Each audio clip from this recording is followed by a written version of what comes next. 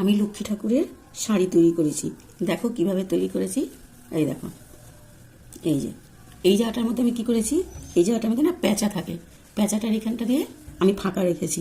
দিয়ে এই দেখো, প্রথমে এতটা এরকম করে বুনে নিয়েছি, তারপরে আমি এই জায়গাটার থেকে এটা আলাদা বুনে নিয়েছি।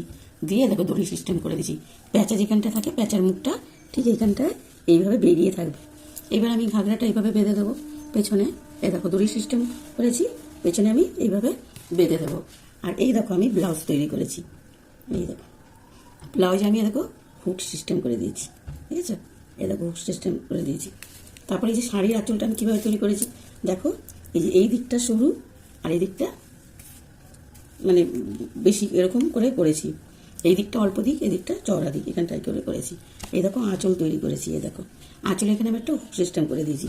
আর যেখানটায় ঘাগরাটা এটা করা হবে সেখানে একটা হুক সিস্টেম করে দিয়েছি। এবার শাড়িটা আমি যখন পরাবো দেখো কিভাবে দেখাচ্ছি। এই দেখো, এই যে ঘাগরাটা ঠিক এইভাবে রাখবো, রেখে এই যে ব্লাউজটা ঠিক এইভাবে পরাবো, পরিয়ে এই দেখো এইখানটা হুকটা সিস্টেমটা এইভাবে থাকবে। ব্লাউজের এইখান দিয়ে এসে এই দেখো শাড়িটা ঠিক এইভাবে ঘুরে যাবে। এই দেখো, এই দেখেছো শাড়িটা ঠিক এই পেছন দিক দিয়ে এইখান দিয়ে আমি ঘুরিয়ে দেবো।